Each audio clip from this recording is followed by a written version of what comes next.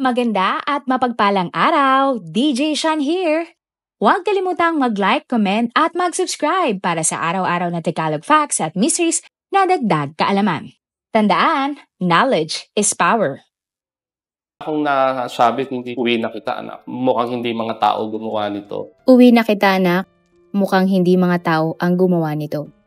Iyan nga ang mga katagang sinambit ni Boy Evangelista, presidente ng Violence Against Crime and Corruption, nang nakita niya ang kalunos-lunos na sinapit ng kanyang anak na si Venson. Sa ating ang kwento ngayon, talakayin natin ang kontrobersyal na kaso ni Venson Evangelista na umabot sa 12 taon bago nga nakuha ang hustisya. Si Venson Evangelista ay 29 years old na panganay na anak ni Arsenio Evangelista o mas kilala bilang Boy. Isang negosyante, napakabait na bata, masunurin at hardworking. Ganyan ilarawan si Venson ng kanyang ama. At dahil nga kotse at mga sasakyan ang negosyo ng pamilya Evangelista, ito na din ang naging trabaho ni Venson at siya nga ay naging isang car dealer.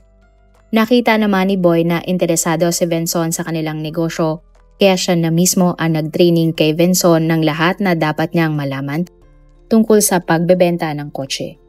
Kalaunan, napansin nga ni Boy na masaya ang kanyang anak sa pagiging car dealer, lalo na at nakakabenta si Venson ng mga sasakyan.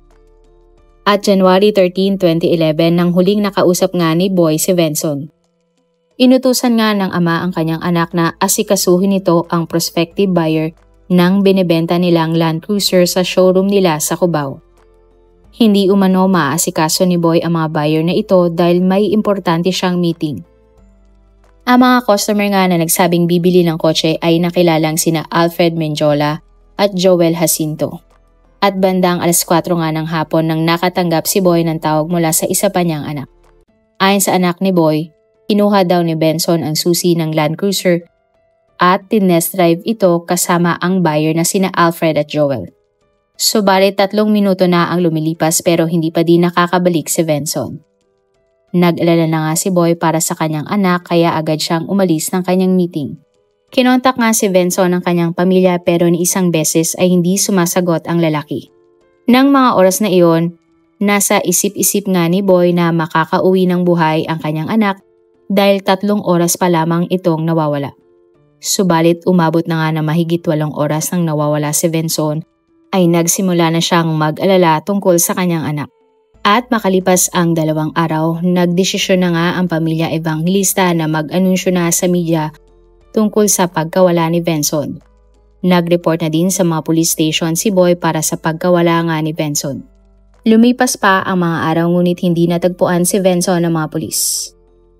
At January 17, 2011 nang natanggap nga ni Boy ang tawag mula sa Nueva Ecija Police Provincial Office. Pinapapunta ng tumawag si Boy at ang kanyang pamilya sa isang morgue para kilalanin ang isang labi ng lalaki na natagpuan di kalayuan sa Nueva Ecija. At ayon nga kay Boy, nang una niyang nakita ang labi, alam niya na iyon ang nawawala niyang anak na si Venson. Kaya lunos-lunos nga ang sinapit ng labi at nahiwalay pa ang isang paa ng biktima. Bukod doon, labis nga din ang pinsala sa gitnang bahagi ng labi ng biktima. At dahil kumbinsido nga si Boy na iyon ang kanyang anak, nasambit na lamang niya ang mga katagang, Kung nasabi, hindi uwi na kita anak, mukhang hindi mga tao gumawa nito. Napakasakit at hindi makapaniwala ang buong pamilya Evangelista at ang iba pa nilang kakilala sa lagay ng labi ni Venson. Ikinumpara nga ng mga pulis ang dental record ni Venson sa labi na nakita para makumpirma kung siya nga talaga si Venson. At sa test, positibong lumabas nga na ang nawawalang car dealer na si Venson ang labing natagpuan. Ayon sa mga balita, January 14, 2011 bandang alas 6 ng umaga, isang araw matapos mawala ni Venson. Isang labi ang natagpuan sa isang bukid sa Kabunatuan, Nueva Ecija. May tama ng bala, kalunos-lunos ang sinapit ng labi na pinaniniwala ang inapoyan pa matapos paslangin. At dahil nga sa ganong estado, hindi agad nalaman ng mga pulis ang pagkakilanlan ng biktima. Pero bago iyon, January 13, 2011, nang natagpuan naman sa La Paz, Tarlac ang inapoyan ding labi na si Hernani Sensil, ang driver ni Emerson Lozano na isang car dealer din. At kinabukasan natagpuan naman ang labi ni Emerson Lozano sa Porac, Pampanga na sinunod din ng mga salarin. At dahil nga sa pagkakapareho ng modus at paraan ng pagpatay, iisang suspect lamang ang tinitingnan ng mga otoridad. Ang isang notorious carnapping syndicate, ang Dominguez Carnapping Group, na minsang tinatawag din na Dominguez Brothers. Ayon sa mga balita, matagal nang nambibiktima ang mga Dominguez Brothers at pinapatay nila ang kanilang mga nagiging biktima para walang makapagturo sa kanila na sila ang gumawa ng krimen. Dahil dito, binuo nga ng PNP ang Task Force Lozano para sa agarang paglutas ng 3 mga nangyaring krimen. At habang gumugulo nga ang investigasyon, January 20, 2011 nang sumuko sa mga otoridad ang huling kasama ni Benson at ang nagpanggap na buyer na si Alfred Menjola. Ayon kay Alfred, ang mastermind at ang kanyang amo ay ang magkapatid na sina Roger at Raymond Dominguez o mas kilala bilang Dominguez Brothers. Sinabi pa ni Alfred na ang pumatay nga kay Benson ay sina Roger at Raymond Dominguez. Sa safe house nga ni Alfred na pagmamay-ari ng magkapatid, natagpuan ng mga pulis ang sunod na ID ng biktimang si Benson at isang pirasong tsinelas ng biktima. Sinabi pa ni Alfred na ang grupo nila ay pinamumunuan ni na Roger at Raymond. Si Alfred naman daw ang magsisilbing buyer at kasama niya ang mekaniko na si Joel Jacinto. Ayon kay Alfred, habang nakasakay sila sa binebenta ni Benson na Land Cruiser, nakakonvoy sa kanila ang backup na si Rolando Talban. Lumalabas din na sina Roger at Raymond ay 40 beses nang kinasuhan ng kasong carnapping. Napag-alaman sa investigasyon na gustong i-test drive ni Alfred ang Land Cruiser pero hindi pumayag si Benson dahil hapon na ng mga oras na iyon at malapit na magabi. Subalit sa galing magkumbinsi ni Alfred na papayag niya si Benson na i-test drive ang kotse. At habang nasa biyahe, inutusan ni Joel si Benson na idaan sa maluwag na kalsada ang kotse. At dito na biglang tinutukan ni Joel ng baril si Benson at nagdeklara ng carnap. At dahil nga sa nangyari, huminto ang kotse at biglang sumulpot ang backup na si Rolando. Tinakot din ni Rolando si Benson ng baril kaya wala nang nagawa ang biktima kundi sumunod sa mga sospek. Nilagyan nila si Benson ng piring sa mga mata at takip sa bigbig. Pagkatapos, itinali din nila ang biktima at isinakay sa loob ng Land Cruiser. Mula nga Cubao, nagtungo ang grupo ni na Alfred sa Nueva Ecija. Tangay si Benson at ang kanyang binebentang kotse. Si Alfred din ang inutusan ni Rolando na bumili ng gas, lighter at ekstrang gulong.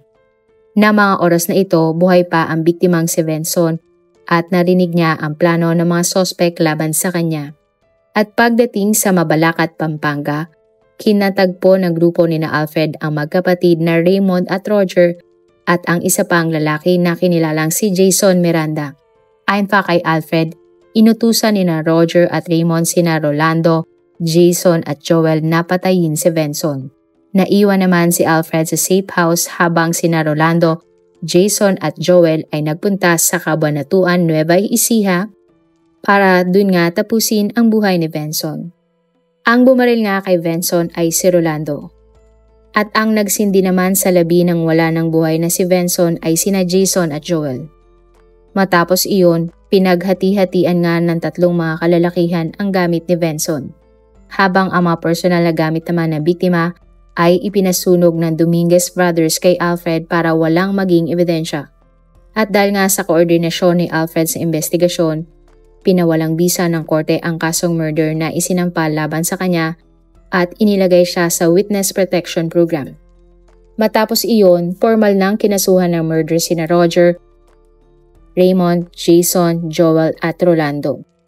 Agad ding lumabas ang warrant of arrest para sa kanilang pagkakaaresto.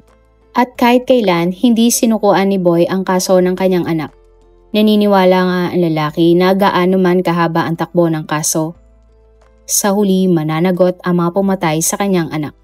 At dahil nga sa kagustuhan ni Boy na maresolba ang kaso sa pagpatay kay Benson, voluntaryo siyang sumali sa Violence Against Crime and Corruption o VACC. Ang VACC ay isang non-profit organization na naglalayong puksain ang kriminalidad at katiwalian sa Pilipinas. Ang trahedya nga na kinasangkutan ng kanyang anak ang naging daan kay Boy para manindigan para sa ustisya, hindi lamang para sa kanyang anak, at naging advokasya niya din ang labanan ng krimen. Si Boy ay naging kilalang boses ng organisasyon. Ginagamit niya ang kanyang personal na karanasan upang itulak ang mas malakas na pagpapatupad ng batas at isang mas makatarungang sistemang legal. At kalaunan nga ay tumaas ang posisyon ni Boy at siya ay naging presidente ng VACC. Sa kanyang pamumuno, sinikap ni Boy na panagutin ang lahat ng kriminal miski simpleng tao ito at ang mga kontrobersyal na kaso. At January 22, 2011, 2 araw matapos sumuko ni Alfred sa mga otoridad, sumuko na din sa mga pulis si Raymond Dominguez, ang isa sa mga itinuturing na mastermind ng carnapping group. Lubos na pinabulaanan ni Raymond ang lahat ng mga alegasyon sa kanya ni Alfred at iginiit na wala siyang kinalaman sa pagkamatay ni Benson.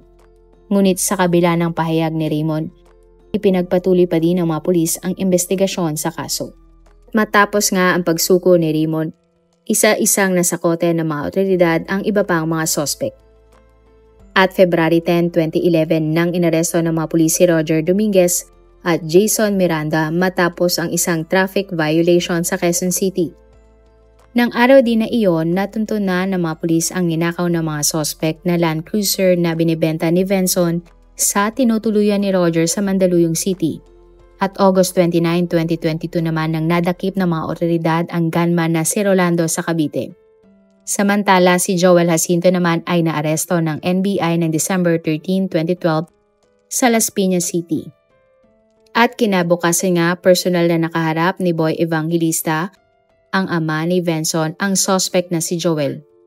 Ipinakita nga ni Boy kay Joel ang larawan ni Benson at ang mag-ina nitong naulila ng biktima.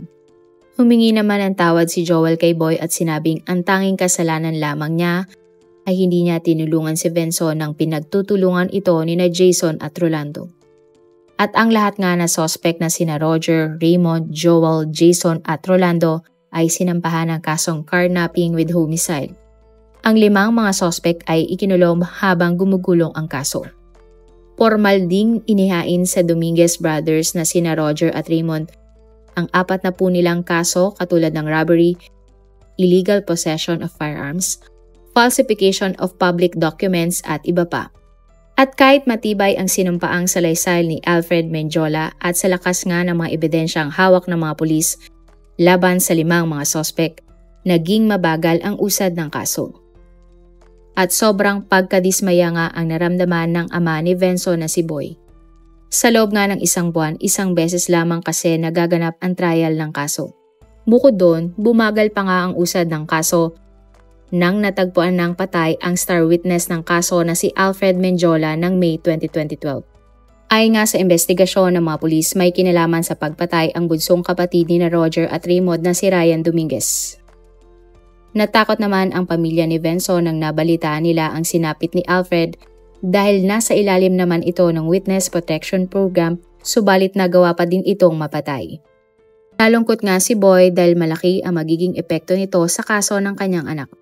Mabigat man sa kanilang kalooban, hindi sumuko kailanman si Boy at ang buong pamilya ni Benson sa paglaban sa katarungan. Naniniwala ang pamilya Evangelista na mapapanagot din nila kalaunan sina Roger, Raymond, Joel, Jason at Rolando. Umabot nga na mahigit 1 dekada ang haba ng takbo ng kaso. Pero sa huli, naibigay kay Benson ang katarungang nararapat para sa kanya. Sapagkat March 2023 matapos ang 12 taon simula nang pinatay si Benson, napatunayang guilty ang mga pumatay sa kanya na sina Roger, Jason at Rolando. Ang 3 mga sospek nga ay hinatulan ng habang buhay na pagkakulong na walang posibilidad ng parol para sa pagpatay nila kay Benson. Guilty din ang hatol sa mga pumanaw na sospek na si Raymond Dominguez at Joel Jacinto. At February 2021 naman nang natagpuan na lamang si Raymond na wala ng buhay sa loob ng New Bilibid Prison dahil sa natural umanong dahilan. Hindi naman naniniwala ang asawa ni Raymond na may sakit ang kanyang asawa kaya ito namatay sa loob ng kulungan. Hindi naman din ididetalye pa sa mga balita pero ang isa sa mga suspect na si Joel ay natagpuan ding wala ng buhay sa loob ng kulungan. Sa kabilang banda, masaya naman ang pamilya Evangelista. Nasa hinaba-haba man ng takbo ng kaso Sa wakas ay nakamit nila ang hustisya na kanilang pinakakaasam-asam para sa pagkamatay ni Venzo. At yan nga ang ating kwento ngayong araw.